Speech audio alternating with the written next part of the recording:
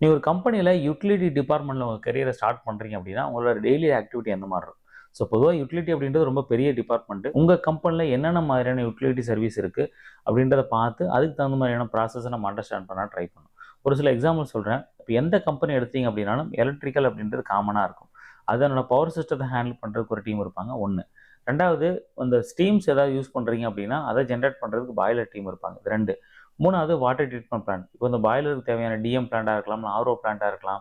Plus வந்து நம்ம drinking வாட்டரா இருக்கலாம். அத ஹேண்டில் பண்றதுக்கு தனியா ஒரு டீம் இருப்பாங்க. அது மட்டும் இல்லாம, நம்ம பிளான்ட்ல ஜெனரேட் ஆகக்கூடிய வேஸ்ட் வாட்டர ஹேண்டில் பண்றதுக்கு இடிபி, எஸ்டிபிலாம் வச்சிருப்பாங்க. அது ஒரு டிபார்ட்மெண்ட். இது 3. 4வது நம்ம கம்ப்ரஸ்ட் ஏர். நம்ம நுமேட்டிக் சிஸ்டத்துக்கு தேவையான கம்ப்ரஸ்ட் ஏர். 5வது சில் வாட்டர் தேவைப்பட்டுச்சு அப்படின்னா, அதுக்கு தனியா பிளான்ட் வச்சிருப்பாங்க. இப்ப இதுல எந்த ப்ராசஸ்ல நீங்க போக போறீங்க அப்படின்றத பார்த்து, அந்த ப்ராசஸ் வந்து ஃபுல்லா கத்துக்கணும். அது மட்டும் இல்லாம அதுல ஏதாவது வேஸ்டேஜ் போதா? இல்ல வந்து அதனுடைய எஃபிஷியன்சி வந்து கரெக்ட்டா இருக்கா? அப்படின்றதெல்லாம் பார்த்து